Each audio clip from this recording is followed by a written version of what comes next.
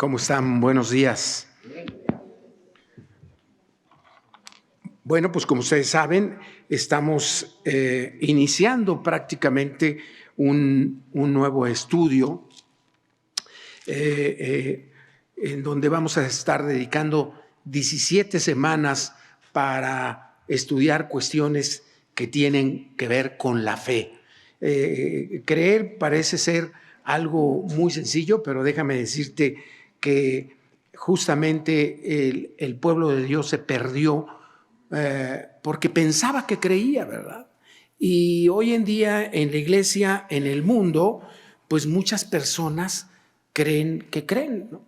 Y es tal la forma en que se manifiesta esa fe, entre comillas, que incluso no se dan cuenta de que en ocasiones el pueblo de Dios, los creyentes, llevamos a cabo una sustitución de Dios. Y es justamente el tema que hoy vamos a tratar en esta segunda lección. Y acompáñame a orar. Vamos a encomendar este tiempo a nuestro Padre, diciéndole: Señor, bendito seas, te alabamos y te bendecimos porque tú nos has bendecido primero. Nos amaste con tal pasión, Señor, que entregaste a tu Hijo Jesucristo para que muriera por nosotros. ¿Cómo vamos a cambiar a nuestro Señor Jesucristo por otra cosa? Enséñanos siempre a estar conscientes para que sepamos que no podemos sustituir a aquel que nos amó de tal manera que nos dio la salvación a través de la entrega de sí mismo. Gracias, Señor, por el tiempo que nos concedes. Gracias también porque nos das oportunidad de abrir tu palabra, escudriñarla y encontrar la verdad, esa verdad que nos quita el velo de delante de nosotros para poderte ver cara a cara y para poder reconocer a tu Hijo Jesucristo como nuestro Salvador, como nuestro Señor. En el nombre de Cristo Jesús oramos. Amén. Bueno, y efectivamente cuando hablamos del tema de que el hombre busca un sustituto de Dios, solemos a veces enfocarlo hacia el mundo, ¿verdad? Y lo cierto es que el mundo ni siquiera puede tener un sustituto de Dios, porque no conoce a Dios. Para que puedan sustituir a Dios necesitan conocer a Dios. Están cayendo en un error, eso es muy cierto. Pero el tema que hoy trataremos está enfocado más bien a la iglesia, a nosotros los creyentes, que a veces, sin darnos cuenta, buscamos un sustituto de Dios y todavía lo más triste, a veces llevamos a cabo esa sustitución sin darnos cuenta. Así es que, ¿cómo vamos a emprender este tema? Primero tenemos que saber qué hizo Dios con nosotros. ¿Por qué nosotros podemos decir que somos su pueblo? ¿Por qué podemos decir que es nuestro Dios? Bueno, si nosotros vamos al libro de Éxodo, al principio, en el capítulo 3 del libro de Éxodo, nos vamos a dar cuenta cuál fue el plan de Dios acerca de ese pueblo de Israel, que no es más que un tipo de nosotros, de los creyentes de esta época, que somos su pueblo. Dice el capítulo 3 del libro de Éxodo que apacentando Moisés las ovejas de Yetro, su suegro, sacerdote de Madián, llevó las ovejas a través del desierto y llegó hasta Horeb. ¿Cómo le llama la Biblia? El monte de Dios, también llamado Sión, ¿verdad? El monte de Sión. Y se le apareció el ángel de Jehová en una llama de fuego en medio de una zarza, y él miró y vio que la zarza ardía en fuego y la zarza no se consumía. Entonces Moisés dijo: iré yo ahora y veré esta grande visión, ¿por qué causa la zarza no se quema? Viendo Jehová que él iba a ver, lo llamó Dios de en medio de la zarza y dijo: Moisés, Moisés. Y él respondió: heme aquí. Y dijo: no te acerques, quita tu calzado de tus pies, porque el lugar en que tú estás, tierra santa es. Y Dios empieza a manifestarse a Moisés porque él tenía un plan para su pueblo. Y le dice, y dijo: yo soy el Dios de tu padre, Dios de Abraham, Dios de Isaac y Dios de Jacob. Entonces Moisés cubrió su rostro porque tuvo miedo de mirar a Dios. Dijo luego Jehová: bien he visto la aflicción de mi pueblo que está en Egipto, y he oído su clamor a causa de sus exactores, pues he conocido sus angustias, y he descendido para librarlos de mano de los egipcios y sacarlos de aquella tierra a una tierra buena, ancha, a tierra que fluye leche y miel, a los lugares del cananeo, del eteo, del amorreo, del fereceo, del heveo y del jebuseo. El clamor, pues, de los hijos de Israel ha venido delante de mí, y también he visto la opresión con que los egipcios los oprimen. Ven, por tanto, ahora y te enviaré a Faraón. ¿Para qué? Para que saques de Egipto a mi pueblo, los hijos de Israel. Entonces Moisés respondió a Dios: ¿quién soy yo para que vaya a Faraón y saque de Egipto a los hijos de Israel? Y él respondió: ve, porque yo estaré contigo, y esto te será por señal de que yo te he enviado. Cuando hayas sacado de Egipto al pueblo, serviréis a Dios en este monte. Lo primero que nosotros observamos en las Escrituras es que Dios tenía un plan para el pueblo de Israel. ¿Y cuál era el plan? Bueno, sacarlos de Egipto, libertarlos y traerlos así. Porque él los consideró su pueblo y quería traerlos así, y los iba a libertar con un solo propósito: para que le sirvieran en ese monte. Entonces, lo primero que nosotros debemos de tomar en cuenta dentro del plan de Dios, lo que ha hecho Él con nosotros, porque esto no es más que un tipo para que nosotros lo entendamos, es que Dios nos salvó, nos sacó de la esclavitud, nos libertó para que le sirvamos. Dice Primera de Tesalonicenses en el capítulo 1, versículo 9, que las personas comentan de los tesalonicenses cómo se salvaron, cómo aceptaron al Dios viviente para servirle. Nosotros fuimos diseñados, fuimos escogidos, fuimos sacados de esclavitud para servirle. Ve lo que dice Primera de Pedro, deja un separador ahí, y vamos ahora a Primera de Pedro, capítulo 2, versículo 9. Dice: mas vosotros, ahora en el Nuevo Testamento, ya no se está refiriendo nada más al pueblo de Israel, porque dice allá en el Evangelio de Juan, capítulo 1, versículos 11 y 12, a lo suyo vino y los suyos no le recibieron. Mas a todos los que le recibieron y creen en su nombre, les da el derecho, la potestad de ser llamados hijos de Dios. Así es que lo que dice el apóstol Pedro ahora es un reflejo de lo que Dios hizo con el pueblo de Israel, sacándolo de Egipto, y lo que Dios hace ahora con nosotros, sacándonos del mundo. Fíjate lo que dice el versículo 9 de Primera de Pedro, capítulo 2. Mas vosotros, tú y yo, los que hemos recibido a Cristo como Señor y Salvador, mas vosotros sois linaje escogido. ¿Por qué somos linaje escogido? ¿Por qué somos de una raza escogida? Porque Dios nos escogió.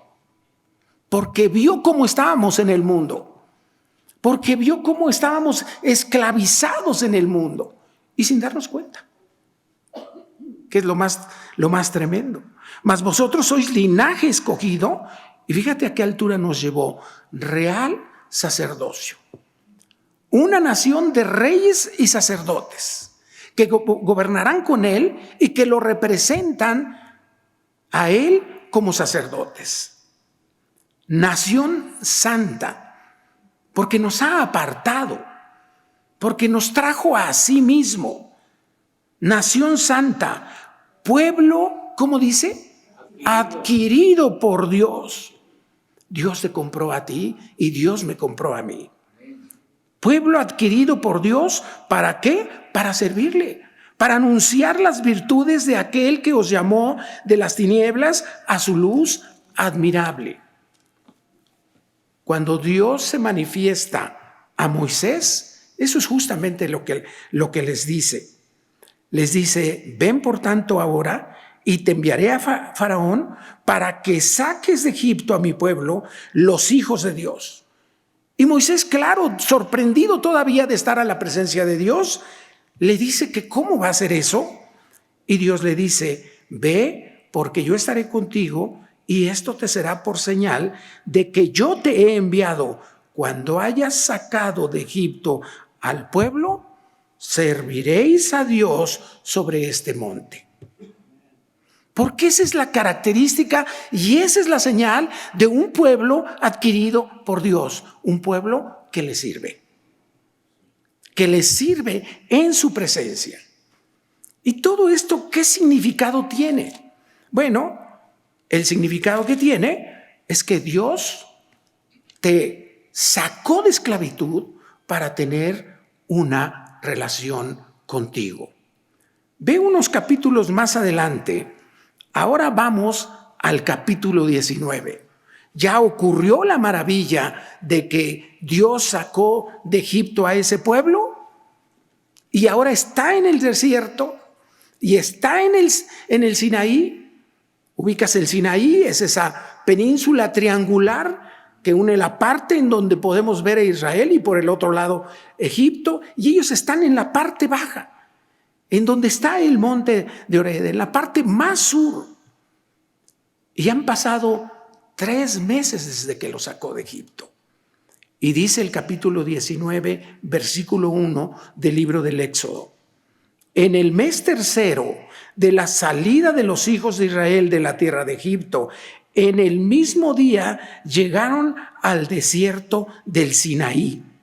Habían salido de Refidín y llegaron al desierto de Sinaí y acamparon en el desierto, y acampó ahí Israel delante del monte.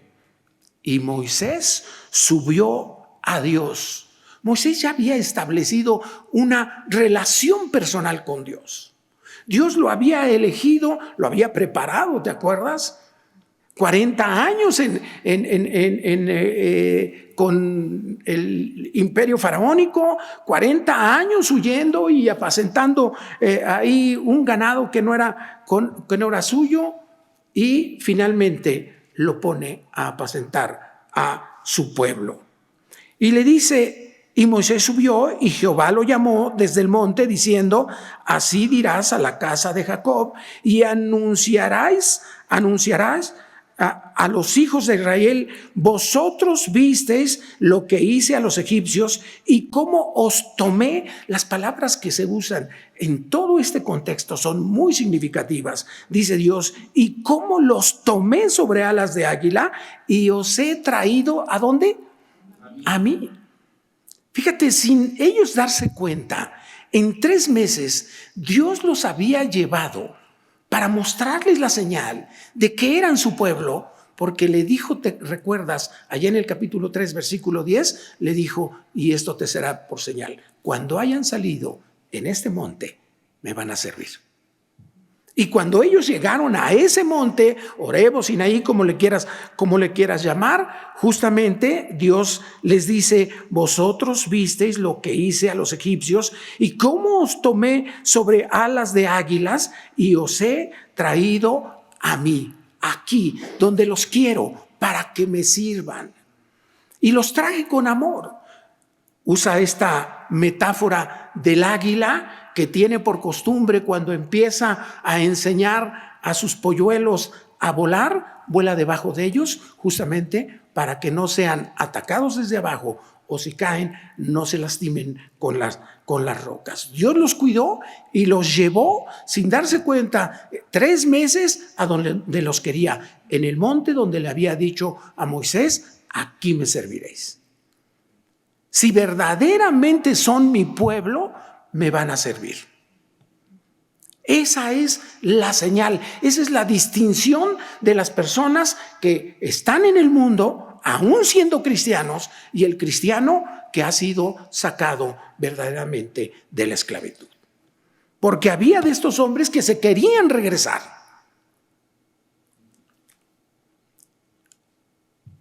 Ahora pues, estas palabras son impresionantes. Después de que les dice, y os he traído a mí, les dice, ahora pues, si diereis oído a mi voz, si me escuchareis y guardareis mi pacto, vosotros seréis mi especial tesoro. Es increíble. ¿Qué tenemos nosotros para ser su especial tesoro? Yo recuerdo que una vez en una clase dije, ¿sabías tú que nosotros somos especial tesoro de Dios? Y ¿quién me dijo? Luis, ¿pero qué estás diciendo? ¿Cómo que somos especial tesoro de Dios? Pues sí, lo somos. Somos especiales para Dios y somos su tesoro para Dios. Cuando tú llegas a tener, como en mi caso, un anillo de oro, ¿qué haces con él? Lo guardas, pero de manera no me lo vayan a robar.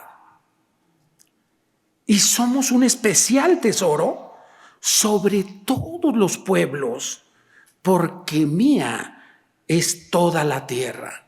Dios, en su soberanía, nos escoge a ti y a mí. Y vosotros me seréis un reino de sacerdotes. ¿Te acuerdas lo que dice el apóstol Pedro allá en su primera epístola, versículo 9 del capítulo 2? Y vosotros me seréis un reino de sacerdotes, ¿y qué más? Y gente santa. Dios es un Dios fiel, es un Dios inmutable que cumple sus promesas. Muchísimo tiempo después, a ti te está diciendo, a mí me está diciendo que somos su especial tesoro, que seremos un reino de sacerdotes y que somos gente santa, no por nuestros méritos, sino por la justicia de aquel que murió en la cruz. Como dice allá en Romanos capítulo 3, que nosotros estamos destituidos de la gracia de Dios. Y que por nuestra justicia no podemos hacer absolutamente nada. ¿A qué se refiere Romanos con nuestra justicia? Nuestras obras. ¿Qué es lo mejor que podemos hacer? Uy, Luis, yo soy muy buen marido. Yo soy muy buen hijo. Yo soy magnífico padre. No te digo lo que dice Isaías de esas obras, ¿eh? Entonces no es por eso. Nosotros somos para Dios gente santa por el mérito de Jesucristo, por el hecho de que Jesucristo nos rescató del mundo y nos hizo nación santa. Estas son las palabras que diréis a los hijos de Israel. Entonces nosotros vemos que la idea que tenía Dios era tener y hacernos su pueblo. Pero lo más importante es hacer un pacto con nosotros. El pacto de la ley, como dice el capítulo 24 de Éxodo. Pero este pacto es un pacto condicional. Y este pacto no anulaba el pacto abrámico, que era un pacto incondicional. Dice allá en Génesis 12, versículo 5, dice que Abraham simplemente creyó a Dios y ¿qué dice? Y le fue contado por justicia. Y eso lo encontramos otra vez en Romanos, en el Nuevo Testamento. Entonces el pacto de Abraham, ese que se transfirió a través de su hijo y a través de su nieto, era un pacto incondicional. Tú y yo vamos a ser una nación que va a poseer toda la tierra y que su descendencia va a ser como la arena del mar. Y eso no estaba invalidado. Pero Dios quería llevarnos exactamente a vivir una vida de pacto con Dios. Y por eso es que establece este pacto condicional, el pacto de la ley. Que por las obras nadie es salvo. ¿Alguien podía cumplir este pacto? Nadie en absoluto. Y lo que Dios les dijo es: yo quiero ser su Dios. Y ellos dijeron, nosotros entendieron bien el pacto, porque dijeron, nosotros haremos todo lo que tú digas. Entonces, para el pueblo y para Dios, por supuesto, estaba claro que lo que Dios quería era establecer una relación con el hombre, una relación personal con el hombre. Y que así como lo iba a salvar por gracia, le iba a mostrar también una forma de vida conforme a la voluntad de Dios. Y ese es el preámbulo. Y acuérdate, habían pasado 3 meses, estaban en el monte Sinaí, ellos no sabían por qué los habían llevado por esa ruta, no sabían lo que les esperaba por su incredulidad, ¿verdad? Y de repente Dios llama a Moisés porque él les dijo, yo quiero hacer un pacto contigo. Entonces quiero establecer las reglas de ese pacto. Y el pueblo dijo, y nosotros vamos a hacer todo lo que tú digas. Te vamos a obedecer. Y subió Moisés al monte y se tardó 40 días o algo así. El día 39, ¿qué crees que empezó a hacer el pueblo escogido de Dios? Ese pueblo que tomó sobre sus alas y que lo trajo a sí mismo para que le sirviera. Bueno, el capítulo 20 nos sigue dando todavía más antecedentes, porque Moisés está en la presencia de Dios. Está a punto de establecerse el pacto. Dice, y habló Dios todas estas palabras diciendo, yo soy Jehová, que te saqué de la tierra de Egipto. Como que no estamos leyendo la misma Biblia, porque no me dijeron nada. Y hubo una parte que yo omití. Y esa es la parte en que les toca estar atentos, porque dice, yo soy Jehová, tu Dios. Ya tenemos esa relación. Ya establecí yo esa relación y tú la aceptaste. Tú dijiste, te creo y voy a obedecer. Y entonces dice, muy bien, pues vamos a establecer las reglas del pacto. Yo soy Jehová, tu Dios. Esa es la base sobre la que descansa tu obediencia. Él es tu Dios. Él es mi Dios. Y cada que no le obedecemos, ¿qué hacemos con Él?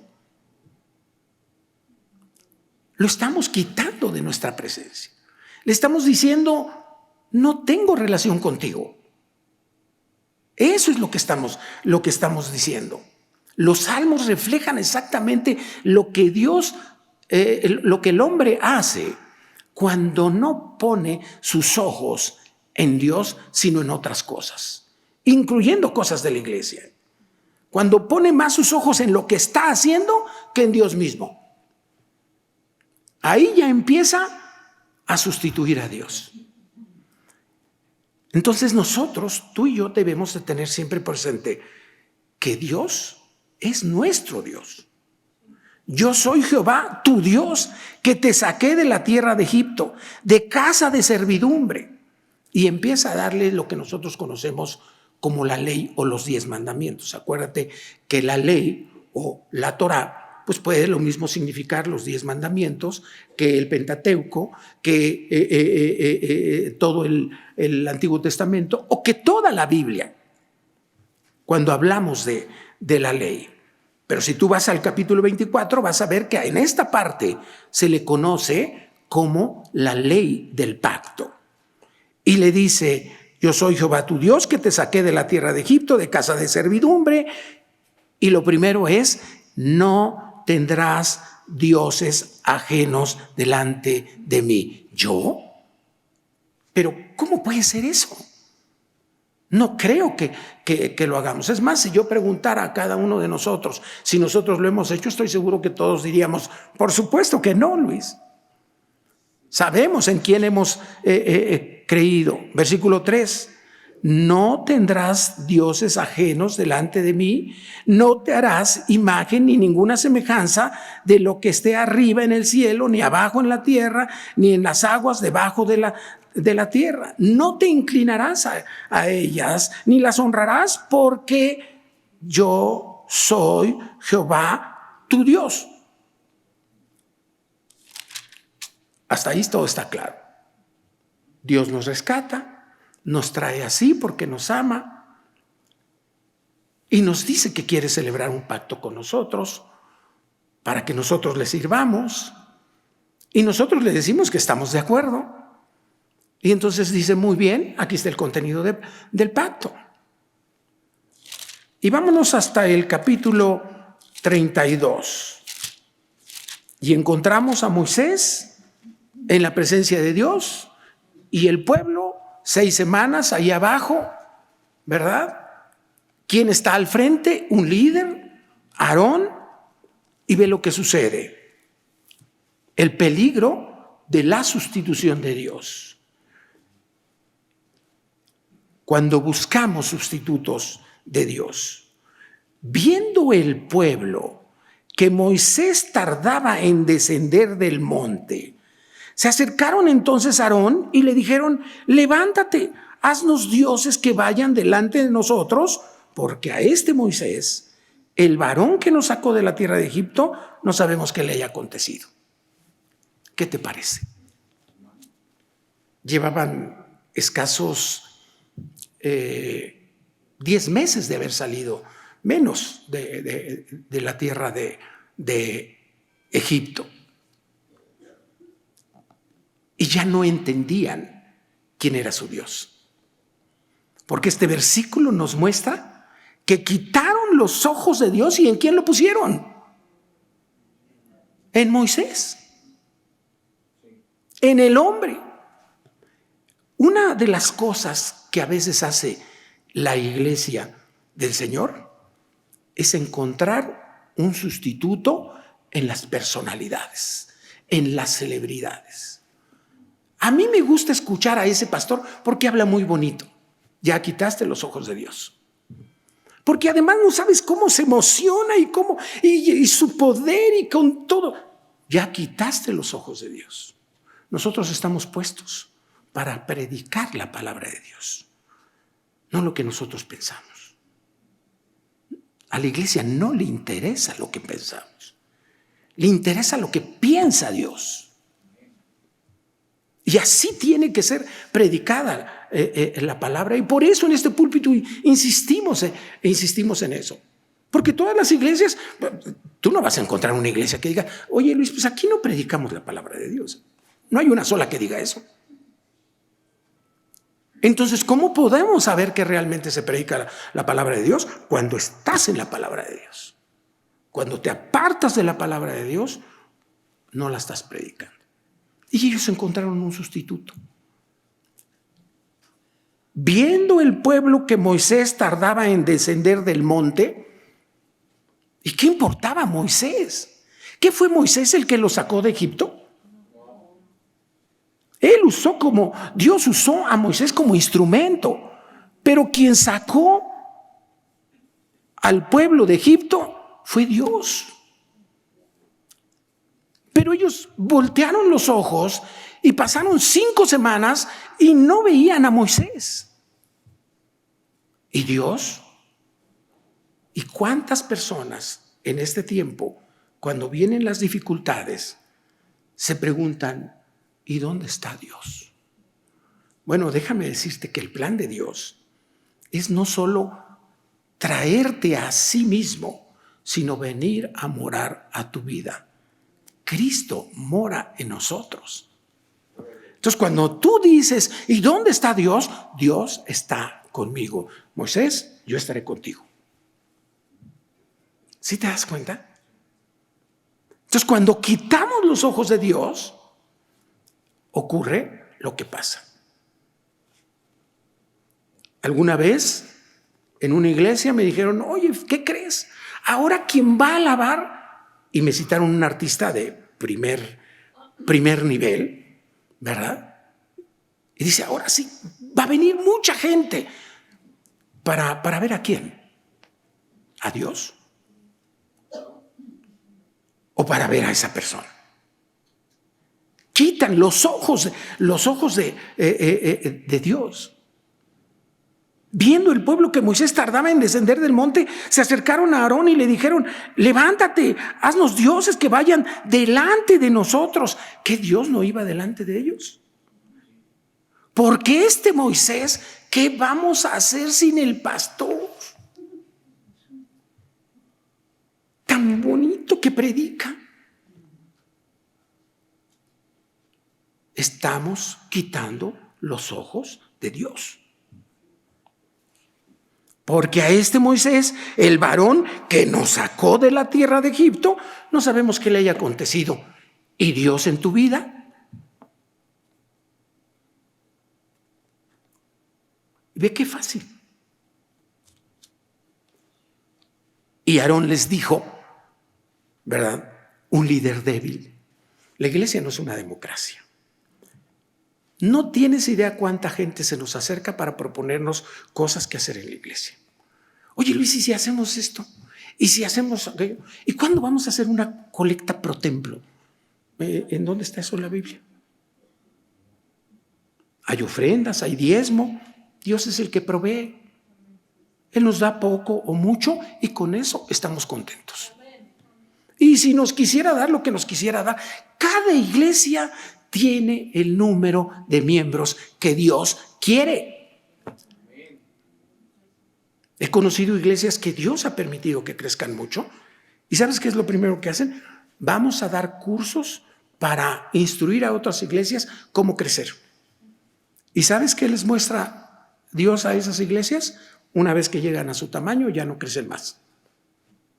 Yo soy el que hago las cosas, no tú. No, es que nosotros tenemos la estrategia, la mercadotecnia, el culto a la mercadotecnia. A mí me impresiona cuando las personas, en lugar de conocer la Biblia, se preocupan más por su internet. ¿Quieren conocer algo? Luego. ¿Por qué no mejor buscas en la Biblia? Esa es la palabra de Dios. Yo no menosprecio la tecnología. Pero cuando leo Daniel 12, versículo 4, dice, Daniel, cierra estas palabras, ya nadie las va a conocer. Y la gente va a correr de aquí para allá y la ciencia aumentará. Y así andan.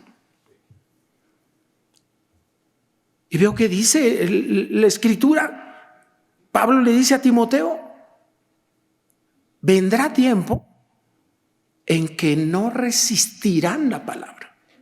Tú predica la palabra a tiempo, fuera de tiempo, redarguye, pero vendrá tiempo en que no resistirán la palabra.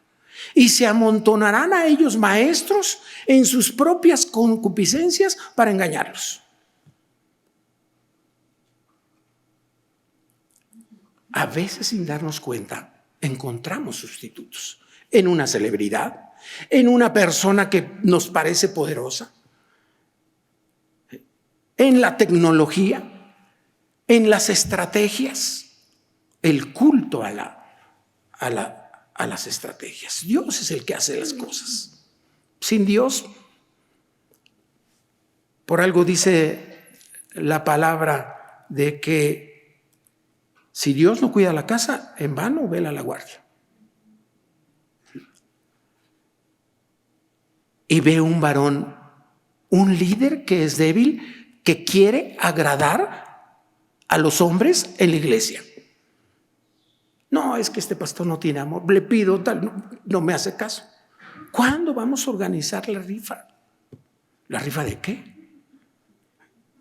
Y Aarón les dijo: apartad los zarcillos de oro que están en las orejas de vuestras mujeres, de vuestros hijos, de vuestras hijas, y traédmelos.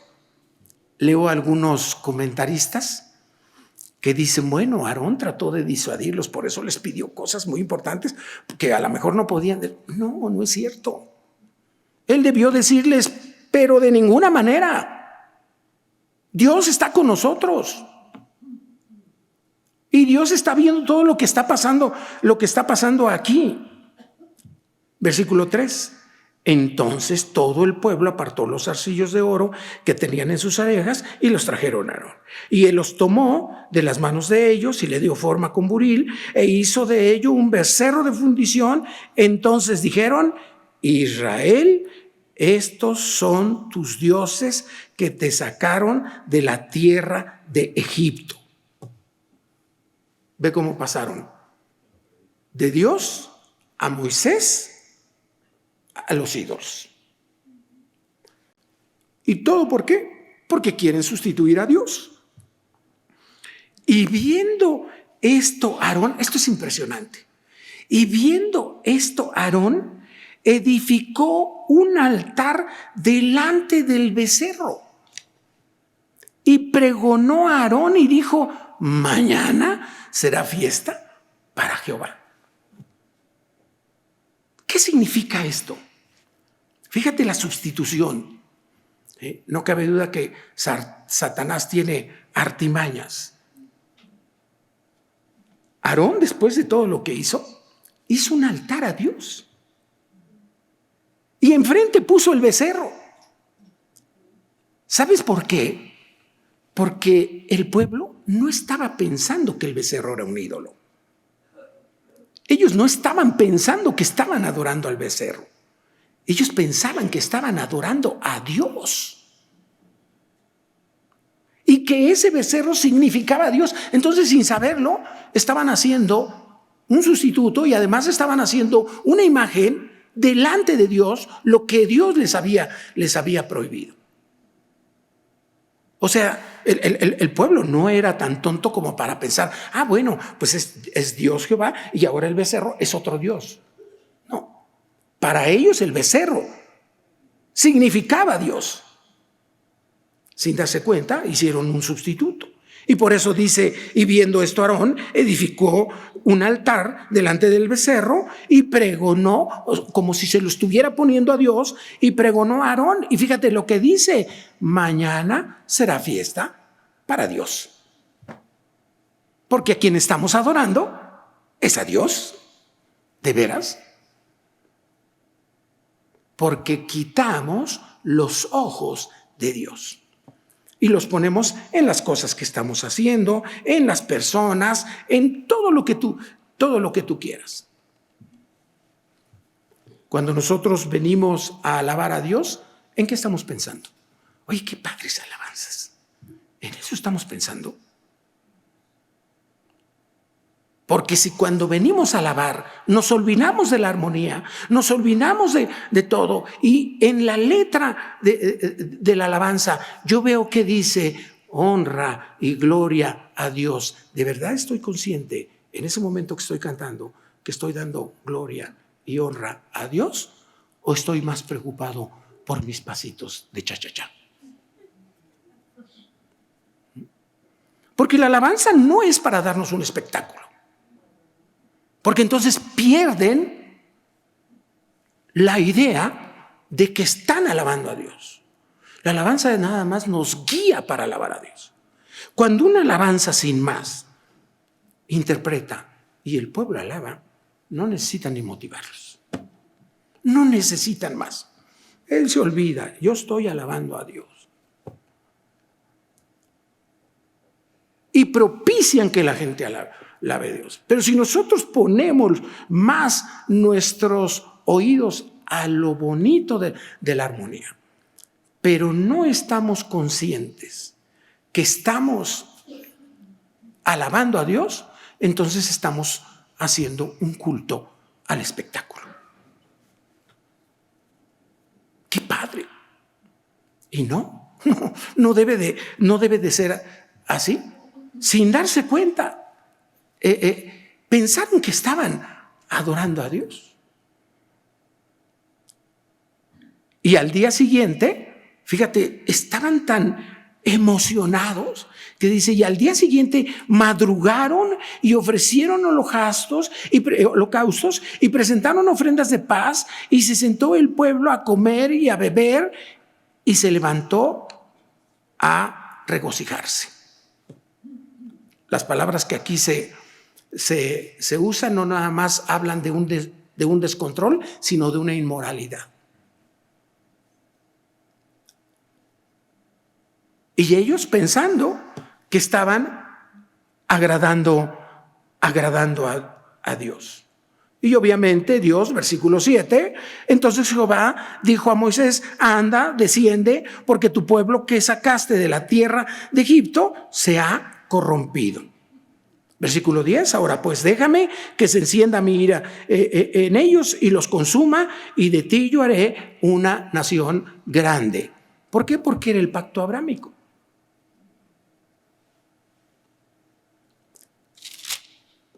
Y Moisés, que era un hombre de Dios, apela a ese pacto abrámico. Acuérdate de Abraham, de Isaac y de Israel, tus siervos, a los cuales has jurado por ti mismo y les has dicho, yo multiplicaré vuestra descendencia como las estrellas del cielo, y daré a vuestra descendencia y a toda esta tierra de que he hablado, y la tomarán por heredad para siempre. Dios escucha a Moisés, su intercesión. Sin embargo, déjame decirte que las consecuencias fueron terribles. Ese día murieron bajo espada cerca de 3,000 personas, y otro tanto murió por una plaga. Porque Dios es un Dios justo. Y si Él dijo que iba a hacer algo, lo va a hacer.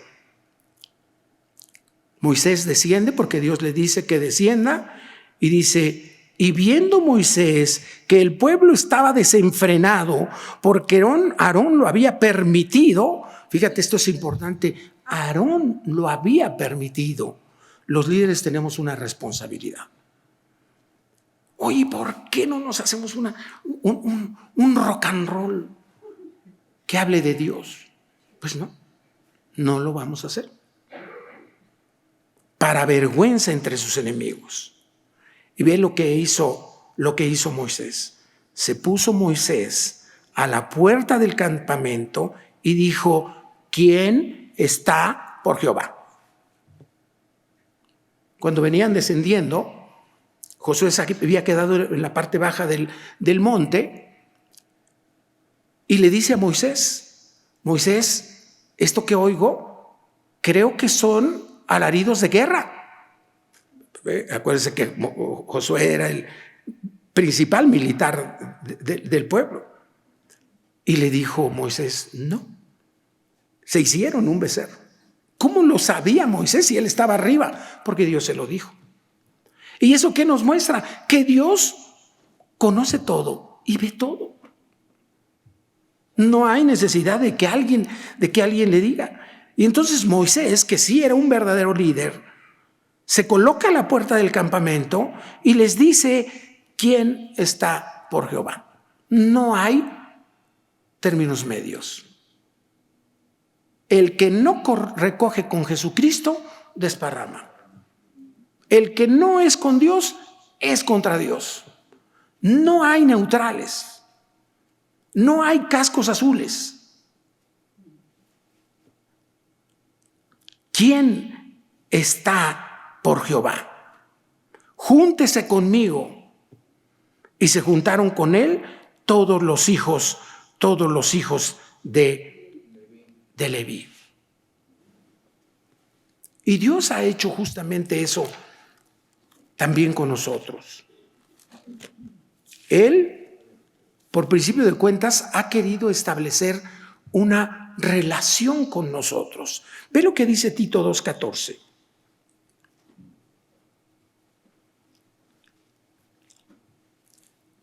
Por eso Moisés es un tipo de Cristo. Tito 2:14. está hablando de Jesucristo y dice, quien se dio a sí mismo por nosotros. ¿Para qué? Para redimirnos, para rescatarnos, para salvarlos, para liberarnos de la esclavitud. Quien se dio a sí mismo por nosotros para redimirnos de toda iniquidad y purificar para sí un pueblo, como dice, propio, celoso de buenas obras. Es decir, lo rescata, lo hace santo y lo utiliza para servirle. Ahora ve lo que dice 2 Corintios, capítulo 6,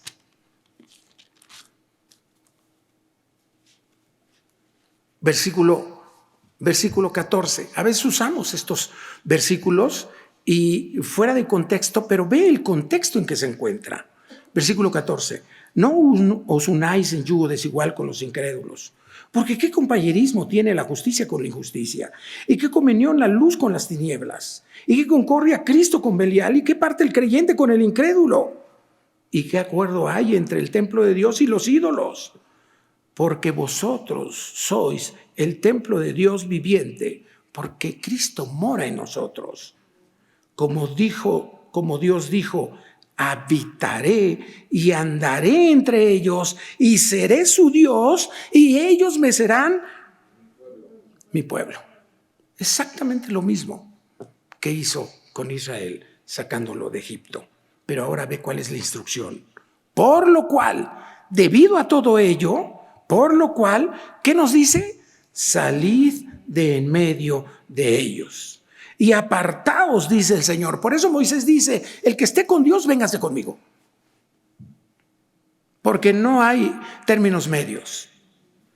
Salid de en medio de ellos y apartaos, dice el Señor. Y no toquéis lo inmundo, y yo os recibiré. Y seré para vosotros por Padre, y vosotros me seréis hijos e hijas, dice el Señor Todopoderoso. Y hoy en día la iglesia también corre ese peligro de encontrar sustitutos. ¿A qué venimos a la iglesia? ¿A seguir a un hombre? ¿A divertirnos? ¿A entretenernos? Venimos a conocer a Cristo. Dice la Escritura que debemos escudriñarlas, porque en ellas hay vida eterna. Pero dice, porque ellas dan testimonio de Cristo. Toda la Escritura da testimonio de Cristo. Y cuando nosotros buscamos sustituto, como lo hizo el pueblo de Dios, y queremos encontrar un sustituto para Dios, en cualquier cosa, la que se te ocurra, y pones más los ojos en lo que estás haciendo o en las circunstancias o en todo lo que te rodea en lugar de Dios, cada cosa que hacemos aquí, el centro de atención es Cristo, porque somos cristocéntricos. Ve al Salmo 106 y ve lo que dice Dios, que hizo el pueblo al sustituir. ¿Qué fue lo que llevó al pueblo a buscar un sustituto de Dios? Salmo 106, versículo 19. Hicieron becerro en Horeb.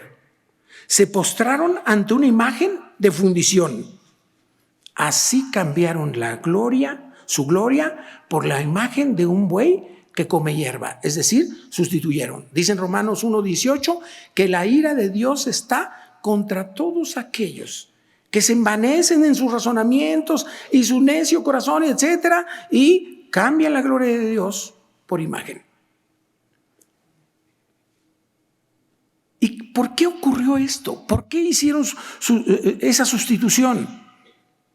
Punto primero, versículo 21. Olvidaron al Dios de su salvación, que había hecho grandezas en Egipto. Punto primero, olvidaron a Dios. Cuando nosotros olvidamos a Dios, estamos en peligro de encontrar un sustituto.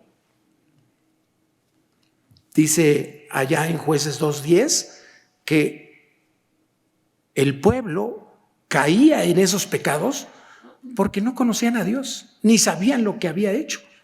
Porque la generación anterior no les habló del pueblo de Dios, de Dios y de lo que Dios había hecho. Versículo 22, maravillas en la tierra de Cam, cosas formidables sobre el mar Rojo. Todo eso fue lo que hizo y trató de destruirlos, de no haberse interpuesto Moisés, su escogido, delante de él, a fin de apartar su indignación para que no los destruyese. Versículo 24, pero aborrecieron la tierra deseable. No solo se olvidan de Dios, sino aborrecen las promesas de Dios. No, pues ¿cuándo va a llegar su promesa? Dice el apóstol Pedro. No es que no llegue, sino que Dios está siendo paciente. Pero aborrecieron la tierra deseable, no creyeron a su palabra. Cuando tú no lees las Escrituras y crees en ella y lo obedeces, estás en peligro de encontrar un sustituto de Dios. Antes murmuraron en sus tiendas. Otro peligro, cuando comienzas a murmurar. ¿Y Dios qué está haciendo? ¿Y por qué no hace? ¿Y por qué no tal? Y cuando te estás fijando más en las otras personas que en ti, porque piensas que tú ya estás por encima de todos y que eres muy espiritual. Y eso es un peligro. Porque empiezas, ¿sabes cuál puede ser un sustituto? Tu fe. Tu fe en tu fe, no tu fe en Jesucristo. Cuando exaltas tu fe, eso puede ser un sustituto. Antes murmuraron en sus tiendas y no oyeron la voz de Jehová cuando te apartas de la palabra de Dios. Por tanto, alzó su mano contra ellos para abatirlos en el desierto y humillar su pueblo entre las naciones y esparcirlos por la tierra. Oremos.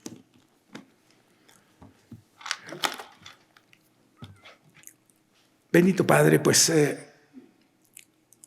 hoy como Moisés lo único que podemos decir, Señor, perdona nuestros pecados. Perdónanos porque sin darnos cuenta estamos haciendo de nuestra relación contigo una religión. Enséñanos a que todo lo que hagamos lo hagamos para ti y pongamos los ojos en ti y en nada más. Y no en mí mismo y no en mi fe, sino en la fe que tengo en tu Hijo Jesucristo. Gracias, Señor, porque tú eres el objeto de toda mi fe, el objeto único de adoración, y que no hay nada que se parezca.